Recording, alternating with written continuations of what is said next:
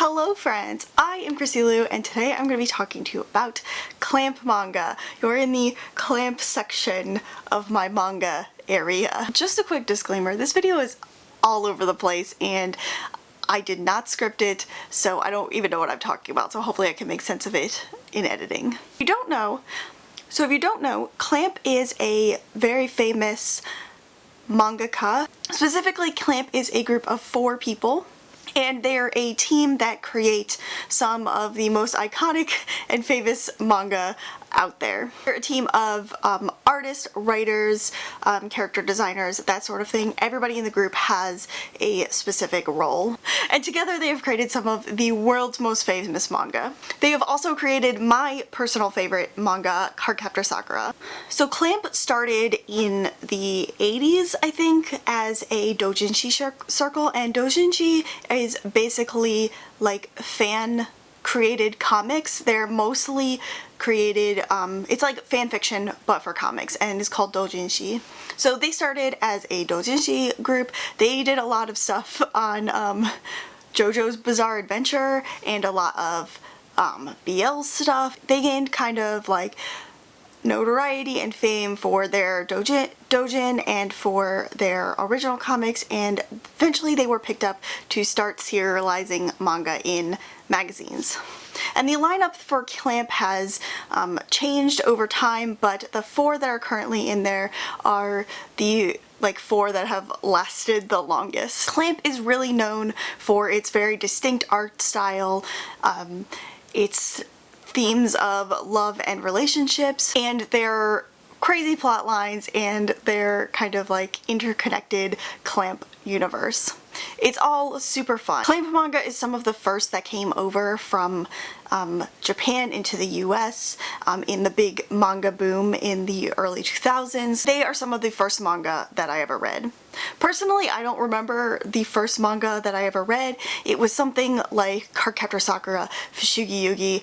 I think it was probably one of those two. It might have been something else entirely. I have no idea what my first manga was, but I do know that Clamp manga is something that has always stuck with me, or at least the ones that I used to read. So 2 of the earliest Clamp manga that I read as a young weeb, as I like to say, is Cardcaptor Sakura and Magic Knight Rayearth. So I read Magic Knight Rayearth in their original form in English, so they used to flip manga. So right now, so the manga that you buy at the store, you read it in the original Japanese way, but when they first brought it over here and it was becoming really popular, they flipped it so it was like the way you would read in English, but that made all the volumes of manga really expensive, and it was also expensive and time consuming to do, so they started releasing stuff in the original flipped format. So that's how long I have been reading manga, and that's how I read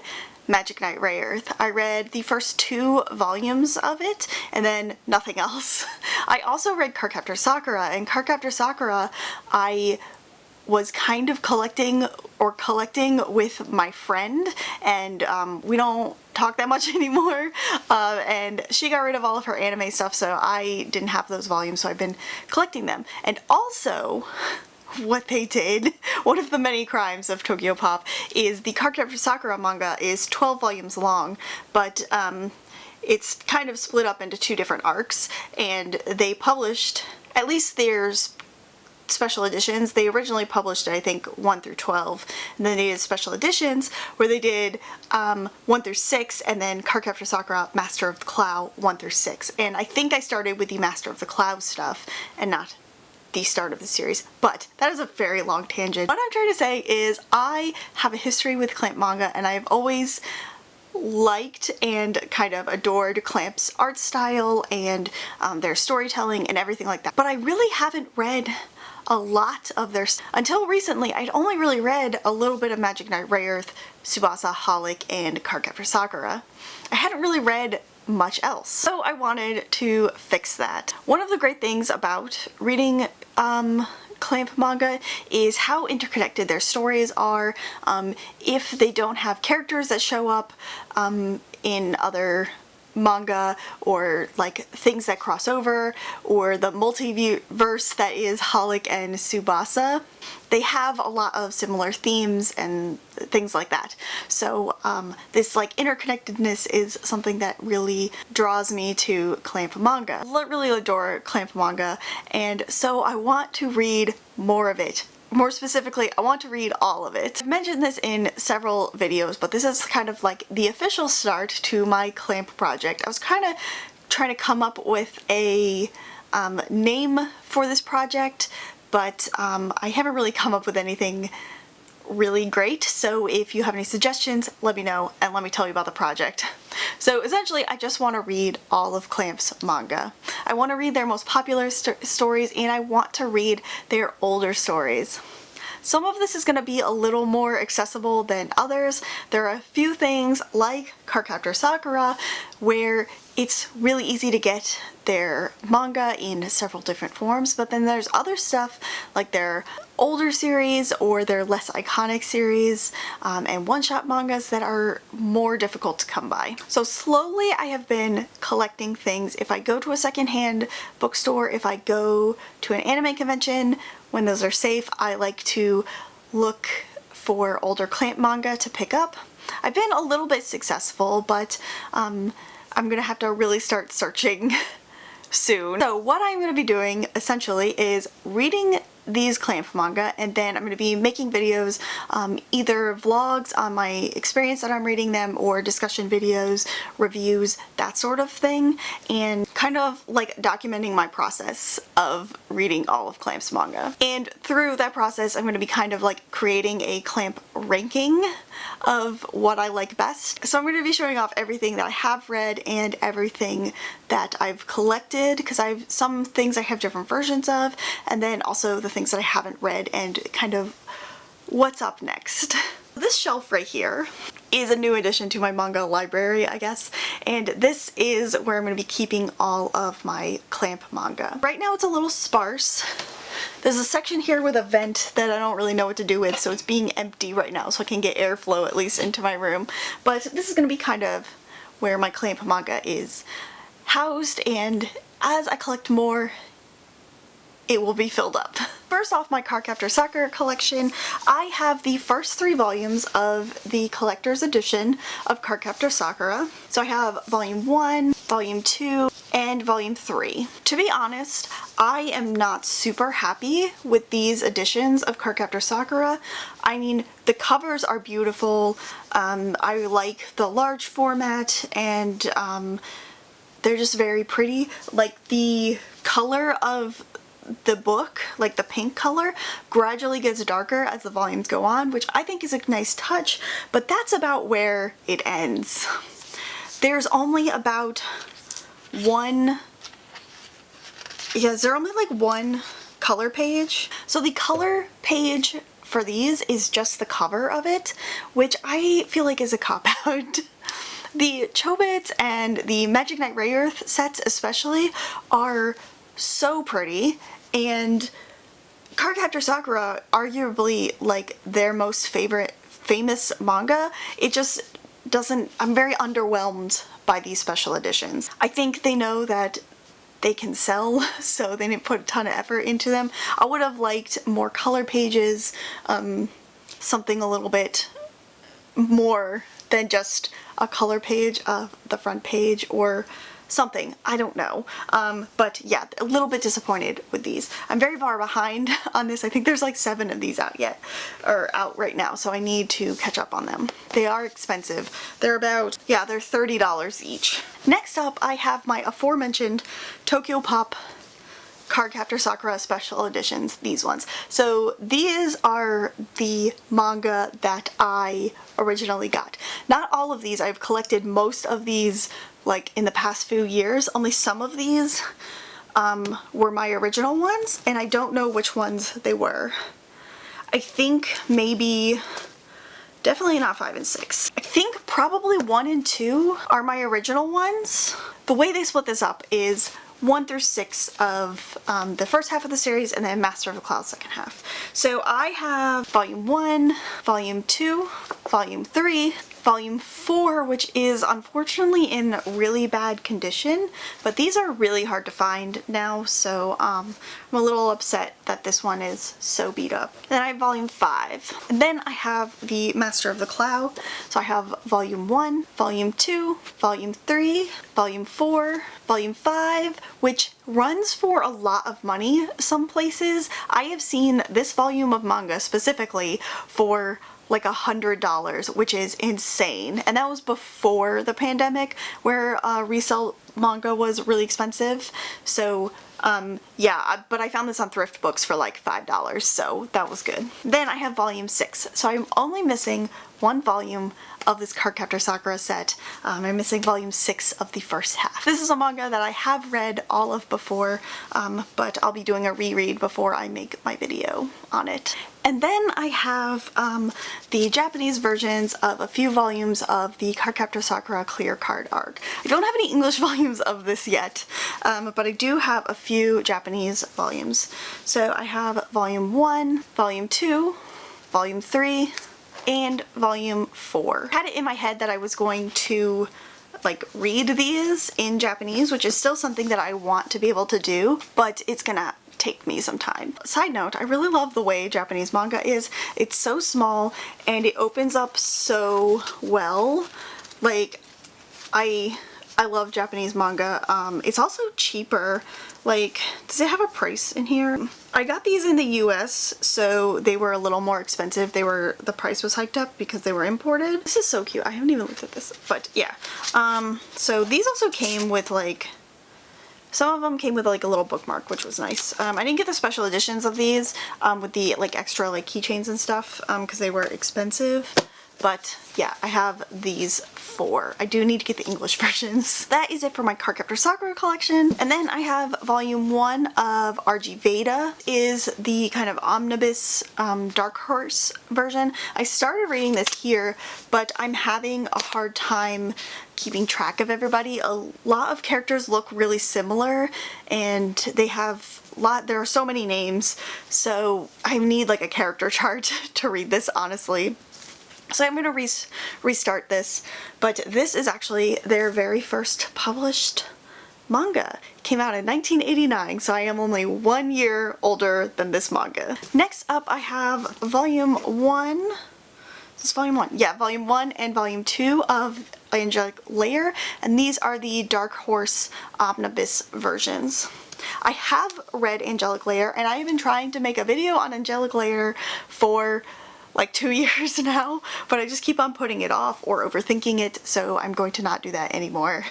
So you will be getting a video on Angelic Layer really soon. I like Angelic Layer. It's like a cute shonen battle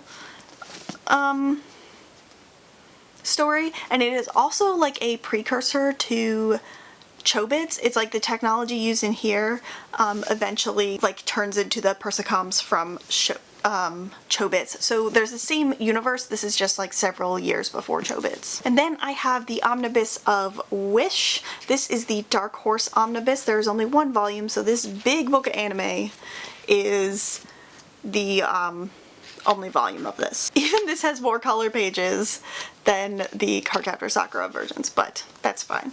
But yeah, so this one I've heard mixed things about Wish, but still, of course, excited to read it. Then I have Tokyo Babylon. So this I got at a secondhand store, and I got volumes 1 through 6 there, and then I bought 7 at an anime convention. I have volumes 1, volume 2, volume 3, volume 4, volume 5, volume 6, and volume 7. So I actually just finished reading Tokyo Babylon, so the first video in like the official series for this is going to be my Tokyo Babylon vlog and review, so look out for that. I really enjoyed this one. Apparently this is kind of like a prequel to X, which is very exciting. Next up I have one of Clamp's older mangas, and that is volume 1 of Man of Many Faces. This one I picked up at a secondhand bookstore, and it is pretty beat up. It is a library copy, it looks like.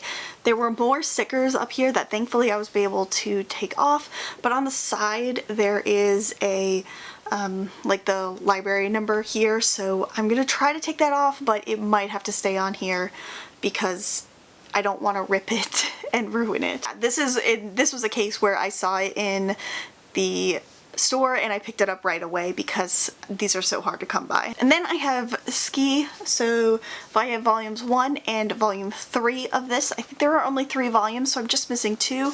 I got these at an anime convention in like a big discount sale. They were selling like 10 for $20 or something like that, so they were about $2 each. These were originally published by Tokyo Pop. I have not heard great things about this. Apparently it's kind of weird and creepy.